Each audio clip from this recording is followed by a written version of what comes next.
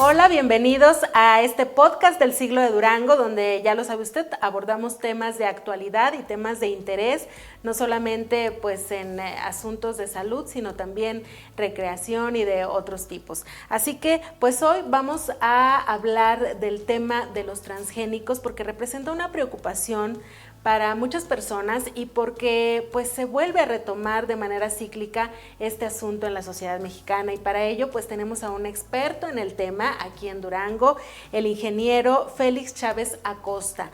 Para comentarle un poquito de su gran trayectoria, porque es muy amplia, pues le platico que es ingeniero industrial en administración y minero metalurgista, y también actualmente es jefe de planeación de Radio Universidad, y pues es investigador porque aparte le apasiona, ¿verdad?, el tema del campo, y pues hoy específicamente nos enfocaremos en el asunto de los transgénicos. Bienvenido, ingeniero. Pues, licenciada, muchas gracias por esta invitación y a sus órdenes. Pero antes que cualquier otra cosa, yo quiero enviarle un saludo a mis compañeros de Radio Universidad, al doctor Alberto de la Rosa Olvera, nuestro nuevo director, y por supuesto al doctor Ramón García Rivera, rector de la Universidad Juárez del Estado de Durango. Y pues aquí estamos a sus preguntas, dispuesto a contestar, y si no, a decirle dónde encontrarlas. Muchas gracias.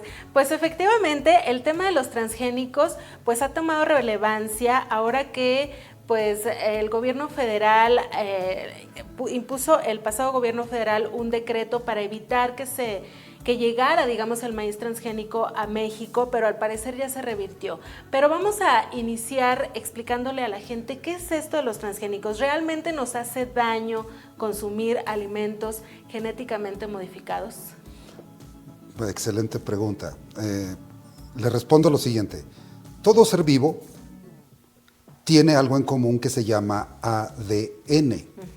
Una cadena donde están formados los elementos básicos para que exista la vida.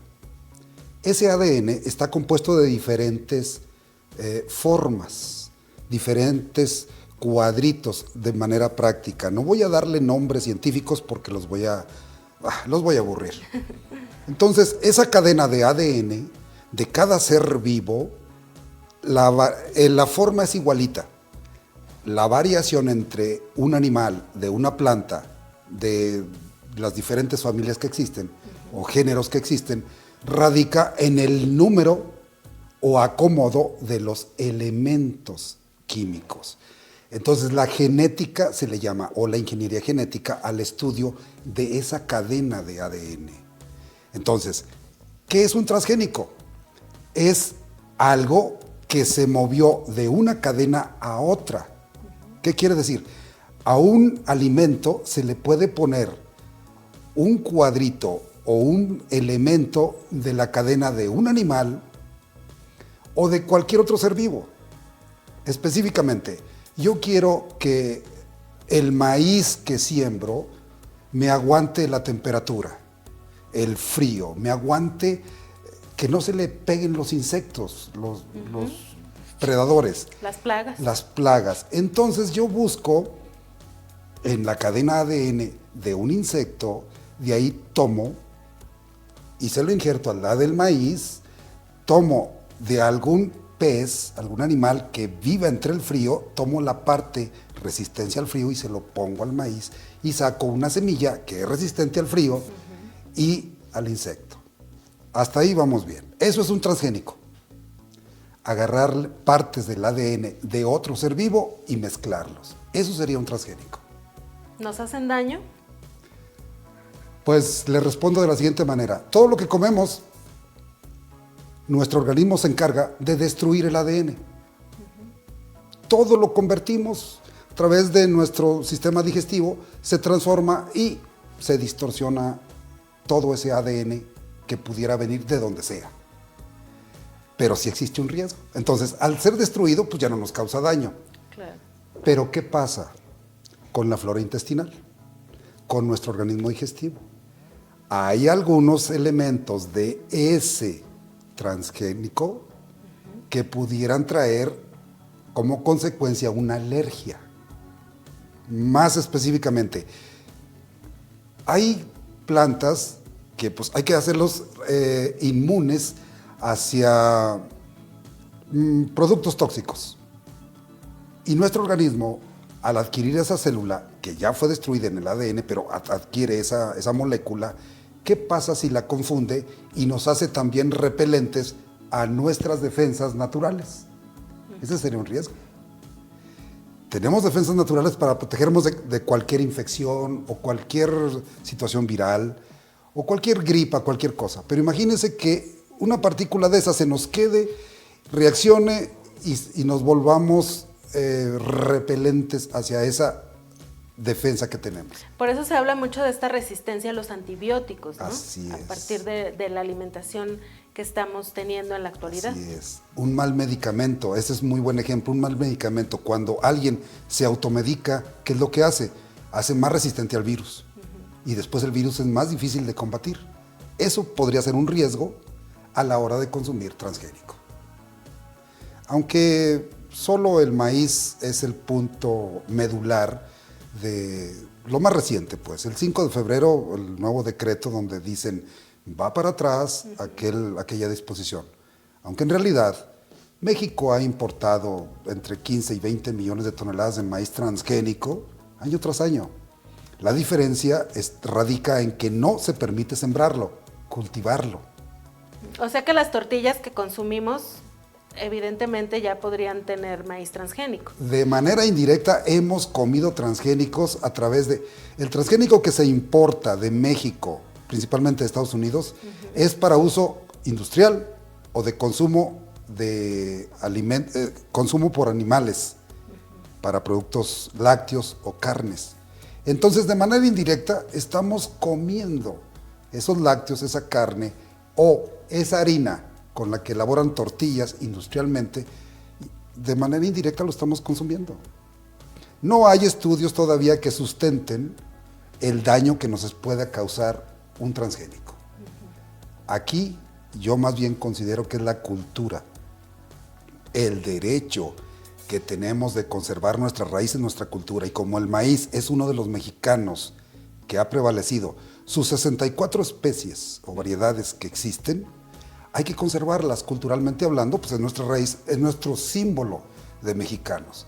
Pero el consumir un transgénico, todavía no hay un estudio definitivo que diga afecta en esto o en aquello. Pero sí está el riesgo, ahí lo dejamos. Claro, hace falta indagar más en torno a este tema, sí, ¿no? Evidentemente. Para poder pues tomar nuestras propias decisiones. Y también esto me parece muy interesante en este asunto, ver qué tanto los ciudadanos tenemos el conocimiento o el poder de compra y de poder seleccionar, a ver, bueno, yo me quiero comer este alimento que tiene tal valor nutrimental o tales sustancias, o quiero elegir este otro. ¿Considera usted que sería necesario implementar un etiquetado donde nos advirtieran acerca de los transgénicos? Sí, definitivo que sí. Así como el que existe actualmente, donde le mencionan grasas, azúcares, insaturados, sí sería recomendable. Pero yo se la cambio esa pregunta. ¿A cuántos de los productos que va a revisar al supermercado les revisa la etiqueta? No me conteste. Yo nada más le digo que a veces hasta que está el bote en la basura nos damos cuenta que tenía exceso de sodio, exceso de grasas, o simplemente el tener 3 etiquetas de un color llamativo o diferente, a veces pues ya lo tomamos como algo del empaque y no tenemos la conciencia de revisar. Creo que es más cultural, más de conciencia, de ser disciplinados en lo que comemos. Nuestra ingesta diaria, balanceada. Existe el plato del buen comer o del buen vivir, que no es otra cosa más que una combinación de proteína, etcétera. Todos los nutrientes que requerimos. ¿Cuántos lo hacemos? Comer bien no es llenar la barriga de gorditas o de lo que sea. Comer bien es balancear todo lo que podemos y nuestro cuerpo requiere. Claro, porque sí fue una ayuda porque bueno, antes las etiquetas eran de plano que no se podían leer ni se entendían. Aunque uno las leyera, la verdad es que no está en un lenguaje coloquial, en un lenguaje para todos. Entonces, pues a raíz de eso, organizaciones de la sociedad civil pugnaron precisamente por este nuevo etiquetado que nos advierte exceso de sodio, exceso de azúcares, exceso de calorías. Sin embargo, pues sí, efectivamente todavía nos falta la cultura para poder diferenciar. Decían estas asociaciones, hay que darles un semáforo para ver si así la gente puede ubicar mejor los alimentos que tienen estas sustancias que nos hacen daño o que nos provocan obesidad, diabetes, etcétera. Sin embargo, pues es un hecho que se siguen vendiendo efectivamente y que lo seguimos consumiendo a unas sabiendas de que tiene exceso de, ¿verdad? Dicen que lo más prohibido es lo más sabroso. Así es. Entonces, entre más grasa tengas, más sabroso. Entonces, ¿cómo evitar comer sabroso? El sabor es sinónimo en la mayoría del más dulce, más sabroso. Los postres, sin saber que debajo hay gluten, hay azúcar, hay de todo, pero es sabrosísimo. Entonces, es disciplina, es conciencia de alimentación la que requerimos en la mayoría de los casos. Las enfermedades, muchas de ellas son consecuencia de una mala alimentación. ¿Estará de acuerdo conmigo? Así es. Y en ese sentido, ¿cuál es el riesgo de que se empezara a sembrar en México y particularmente en Durango el maíz transgénico? Ok, el riesgo es desbaratar la planta nativa del maíz que tenemos como mexicanos. Ese es el riesgo cultural. Perder esa raíz, esa identidad, ese sentido de pertenencia. Ese es el primero. ¿Por qué? Porque una planta al nacer genera un polen para reproducirse, pero si esa planta de transgénico sembrada cerca de donde está el maíz natural, el criollo o el híbrido de México, ahorita le digo qué es uno y qué es otro, el transgénico, el polen va a emigrar al natural y se va a mezclar y va a generar una nueva variedad. Y esa nueva variedad de maíz representa el riesgo que hablamos, que pueden ser alergias o inmunidades no deseadas. Ese es el problema. Entre lo cultural, sentido de identidad y el riesgo de una alergia, un rechazo a medicamentos, un rechazo a nuestras propias autodefensas. Ese es el riesgo. Por lo tanto, México tiene prohibido, en el mundo está prohibido sembrar transgénicos. Solo hay 2 países como Estados Unidos y Brasil que lo siembran. La Unión Europea tiene un control tan estricto que no pueden sembrar transgénicos. Sí los siembran, pero en investigaciones y en situaciones muy controladas. De hecho, en México, la Universidad de Chapingo, por citar una, así de manera rápida, y otros institutos, organismos de la Secretaría de Agricultura a nivel federal, tienen institutos donde desarrollan y siembran transgénicos para vigilar y controlar su desarrollo y continuar con investigaciones. Entonces, ¿por qué no se debe de sembrar? Por perder la identidad del maíz natural. Segundo, para evitar el riesgo en el consumo humano. Así de fácil. Ahora, yo dije criollo y dije híbrido. Un maíz híbrido es aquel que usted toma 2 variedades o 3 de maíz. Este maíz es de color amarillo, este es de color blanco, este es de color morado. Yo quiero uno naranjita, pero que también me aguante la sequía o me aguante más el frío. Combino esas 3 y en laboratorio hago una cruza, pero de polen, no de ADN. Ojo con eso. El ADN se hace con ingeniería genética en laboratorios muy especializados. Y el cruce natural en laboratorio es, hago que crezca la planta, las plantas, y luego cruzo el polen de una con otra, esperando obtener los mejores resultados, que no siempre se da, porque también lo bueno se atrae, pero también lo malo, ¿sí? Ese es el híbrido, el que se hace en laboratorio, y el criollo es el que se hace de manera natural. El campesino lo ha hecho toda su vida. Siembro un surco de este maíz, a 3 surcos siembro otra variedad de maíz, y de manera natural se polinizan, se cruzan, se obtiene otra semilla. ¿Cuáles ventajas y desventajas? El híbrido le genera mucho rendimiento, ya que la semilla está controlada por un laboratorio. Pero solo en la primer cosecha. Por eso, año con año tienen que comprar de nuevo la semilla. Porque si usted en la primera generación guarda esa semilla para sembrarla el siguiente ciclo, el rendimiento le va a caer. 25%, 30%. Tercera generación, otro 25%. Cuarta, hasta que de plano ya no es negocio rentable. El criollo, toda la vida lo han hecho los campesinos mexicanos, mezclando unos con otros. De un año a otro es difícil obtener resultados tangibles. A veces hay que esperar hasta 10 años para asegurarse que ese cruce controlado de manera natural nos genere una semilla adecuada. Y el mismo tema, la siembra obtiene una cosecha. Al siguiente año, si esa semilla la vuelve a sembrar, cae el rendimiento. ¿Por qué? Es un ciclo natural, estamos jugando a ser Dios. En ocasiones, pues, esa es parte de la conciencia a la que me refería hace rato. Claro, y cómo tenían sabiduría los campesinos de antes, ¿verdad? Sí. Para saber todas estas cosas.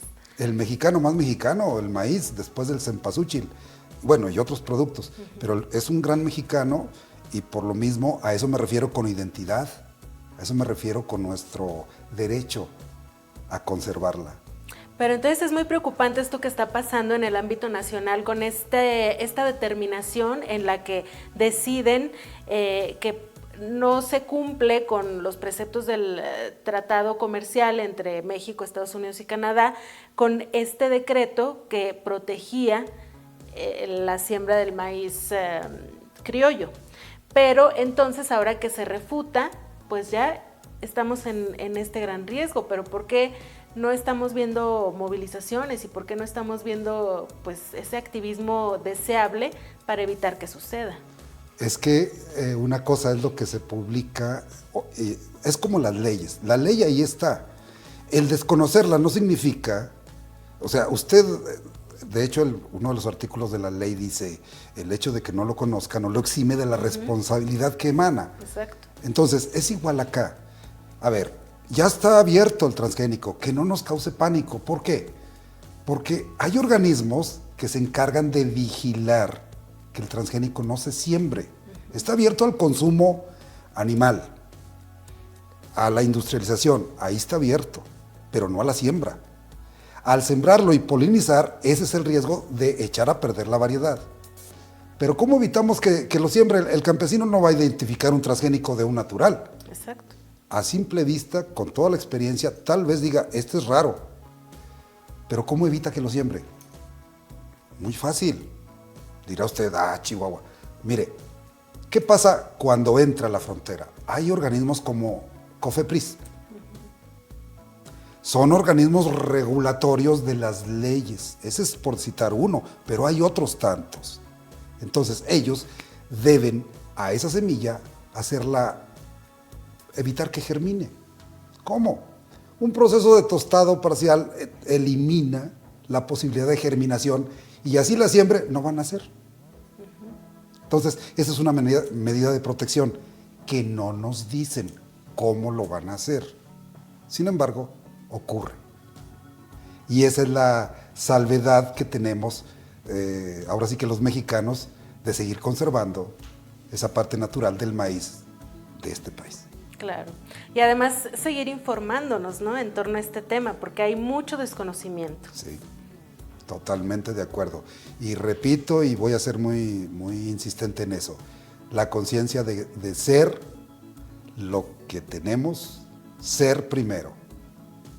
El deber viene después, pero lo primero es el ser.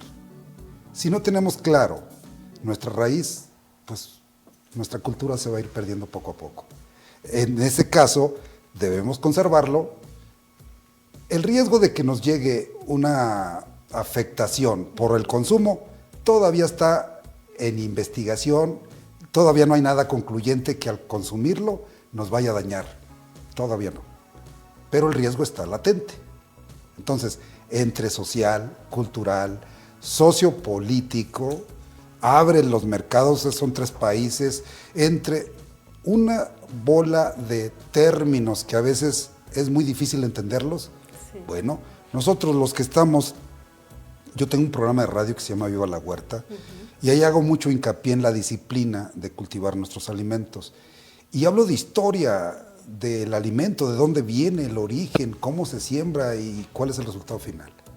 Bueno, ¿y la conciencia dónde la dejamos? El ser primero, para después poder aplicar y poder divulgar. Entonces lo ideal sería que cada quien tuviera un huerto familiar. Ya ve que estuvieron en auge hace unos años. Sí, es lo ideal. De hecho, desde que nacieron los huertos familiares, nacieron por la sobrepoblación a raíz de la Revolución Industrial. En Francia en Inglaterra tuvieron que traer gente de pueblos a las fábricas y ya no hubo alimento suficiente en los mercados y los obligó a traerse del campo la misma tecnología. Ojo, tecnología al fin y al cabo rústica, pero lo era, a la ciudad, y en el patio trasero empezaron a cultivar lo que comían. Así nacieron los huertos familiares.